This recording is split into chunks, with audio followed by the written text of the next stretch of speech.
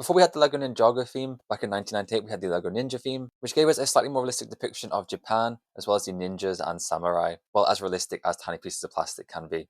So this was a sub-theme of castle, and had similar set designs of castles or strongholds being invaded by enemy forces. So the basic premise behind this theme is that Shogun Gi-Dan is defending his treasures and land against the evil bandit Chief Kendo, who is aided by some evil dark ninjas, where the Shogun has good grey ninjas to help him. So an incredibly simple and classic LEGO theme idea, which gave us some really great sets. But unfortunately, like most good themes, this only lasted 2 years from 1998 to 2000. The first 2 years gave us proper sets, and in 2000 we only got some small individual minifigure packs. But it was a really fun and creative theme and gave us lots of new molds, like the ninja mask, samurai helmets, as well as samurai swords. So let's take a look back. So I'll go for sets released in 1998. Let's begin taking a look at these smaller sets, our first one being the Samurai Swordsman. So this only contained 13 pieces, but gave us a really nice horse mold and an incredible samurai minifigure. And the minifigure in this set is actually the Shogun himself. The helmet and torso mold look really great, and he has really great printing. So for only $3 we get the main character of the theme, who's a fantastic minifigure. I really wish we got sets like this nowadays. Our next set with 51 pieces is Treasure Transport.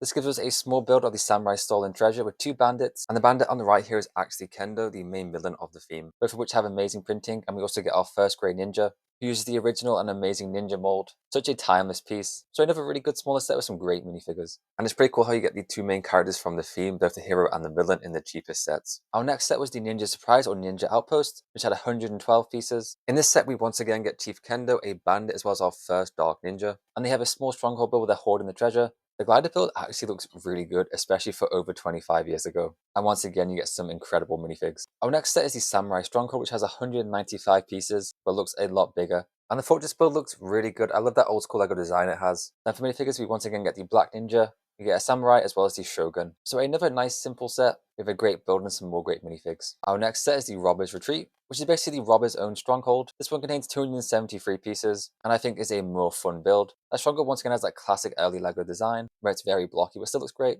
We once again get the glider as well as a cannon, which can actually fire, so that's a pretty fun play feature. There's also a prison cell with a trap. For minifigs, we get 2 of the Black Ninjas, we get 1 of the Robbers, as well as 1 Samurai. We're now moving on to 2 of the biggest sets from the wave. Up next we have Stone Tower Bridge, one of my favourite sets. Yet again, another fortress build, but this time as a bridge, which I think makes the build look so much better. And I love the design of it. It really has that Feudal Japan classic architecture. For the set, we get a Black Ninja, a Grey Ninja, the Samurai, the Shogun, as well as another Robber minifigure. So a great selection of figs and a really good build. We're now moving on to the biggest set of the wave, and definitely my favourite from the entire theme. We have Flying Ninja Fortress. This contains only 694 pieces, but looks massive. So we get an incredible fortress build, which looks really great even over 25 years later. Within the set, we get a bunch of different treasures the robbers are trying to steal, and some different traps around it. For side builds, we get the Shogun and his horse, as well as another flying glider, this time for the Grey Ninjas. For minifigures, we pretty much get every single one in the theme. We get Shogun Gi-Dan, the main villain Chief Kendo, 3 Samurai, 2 Grey Ninjas, and a Black Ninja. So the best selection from this wave and probably the entire theme, and a really great fortress build. And this gives me such nostalgia to those early years of LEGO.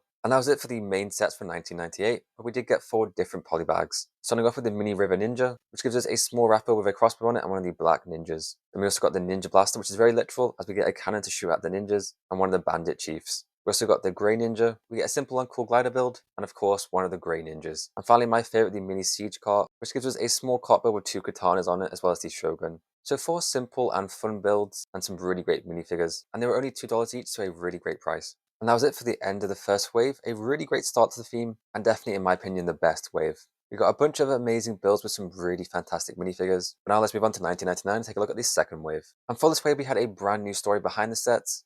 It gets pretty complicated and very confusing, as there's actually multiple different stories and conflicting information about what's actually happening. So the first story is that there's a new evil emperor come to invade Japan, and he has an army of red ninjas, and it's up to Shogun Gi-Dan and his allies to stop him. Then also apparently the red ninjas are an ally of the new white ninja, who is a hero. And within the set there's this character called the Samurai Lord, who might also be the evil emperor. It depends on which interpretation you believe. As in another description calls him a hero who's come to help Gi-Dan fight the robbers. So yeah, very confusing. But in the context of the sets, I think it makes more sense if he is the evil emperor, and it also makes them a little bit more interesting, having a new army of evil red ninjas, and more enemies for Shogun Gi-Dan to face. So once again, let's start taking a look at these smaller sets for the wave. Up first, we have the white ninja, which only contains 23 pieces. For the build, we get a small wagon with 2 helmets on it. Then we get a new character called the White Ninja Princess, which is a really cool name. And she's a really great minifigure. I love the printing. Then our next main set was the Shanghai Surprise, which gives us a nice Japanese Imperial boat build, as well as a small dock. It contains 102 pieces, although I'm not entirely sure why it's called the Shanghai Surprise, because this theme is set in Japan. So I guess maybe they traveled to China to do some looting, or maybe the surprise is they ended up in China rather than Japan. For minifigures, we get 2 red ninjas, which both look really great. Then we also get the Samurai Lord, who also might be the evil emperor, who has really great printing, and once again uses the amazing samurai molds. And here we can see the red ninjas look to be allied with him, so like I said, it makes more sense if he is the evil emperor. Our next set was the Blaze Attack, which gives us a small little flame car, as well as an amazing dragon cannon. I love the flames and the dragon head. For minifigures, we once again get the red ninjas, so another solid set, and it's fun to give red ninjas some sieging vehicles. Our next set was the Ninja Fire Fortress, which once again gives us another amazing fortress build, but this time for the fire ninjas. Just like all the previous sets, it has that amazing classic LEGO architecture, and a few different play features like a cannon as well as a big net. I love how each group has their own fortress. It would have been really fun to collect them all and have these massive battles. For minifigures, once again we get 2 red ninjas, but this time we get the Ninja Master, who kind of looks like an evil Santa Claus, but a great minifigure. And our final main set for the theme is the Emperor's Stronghold, which contains 331 pieces, but like a lot of the other sets, it looks a lot bigger than that. Once again, we get another amazing fortress build. This is definitely one of the better ones from the theme. I love the blue color scheme used for it. It has a few play features like a cannon in the center as well as a zipline for the red ninjas. And we also get some treasure, as well as an amazing horse for the Emperor or the Samurai Lord, which has some great printing on it. And then finally, we get a glider for the White Ninja. So for minifigures, we get 2 red ninjas. We also get the White Ninja Princess, as well as the Samurai Lord, who also might be the evil emperor. And as the set is called the Emperor's Stronghold, and there's no other minifigure in the set which meets that description, it would make sense for him to be it. But then the red ninjas are attacking the fortress. So yeah, very complicated story, but it doesn't really matter as the set itself is amazing. It's a great build with lots of great minifigures. And that unfortunately is it for main builds for the theme. But just like the first year, we did get a few polybags. We got the Ninja Master's boat, which gives us a small boat build as well as the Ninja Master, of course, which is a great figure. Then we got the Red Ninja's Dragon Glider, which is probably my least favorite glider from this theme, but it's a great cheap way to get the Red Ninja. And then finally for polybags, we got the Ninja Shogun's mini base, which is also the Samurai Lord or the Evil Emperor, and he has a small throne. So a really good cheap way to get one of the best minifigures from the theme. Then our last thing for the wave is the Ninja Knights, which is pretty much just a minifigure pack and gave us all the main characters from the original wave. It included a Shogun, a Samurai, a Grey Ninja, a Black Ninja, as well as one of the Bandit Chiefs. And this set was only $6, so an incredible price with some amazing minifigures, and really great if you missed out getting the original sets. Then a year later, in 2000, we only got different minifigure packs, starting off with Ninja 1, which just gave us a Samurai, and the second pack gave us a Ninja and then some of the robbers, and the final pack gave us a Shogun and then 2 Green Ninjas. And with getting Green Ninjas, it actually completes all the Ninjago colors, so you can kind of see how it was a prototype for that theme. And unfortunately, this is where the theme ends. We got 2 years of getting great sets, as well as lots of amazing minifigures. My favourite sets were definitely the different fortresses like the Stone Tower Bridge and the Flying Ninja Fortress. And I thought all the Ninja and Samurai minifigures were amazing. So many great molds. It was just such a cool theme, and I love the setting. As much as I love Ninjago, I love how this was a little bit more realistic and had less fantasy elements like dragons and mechs.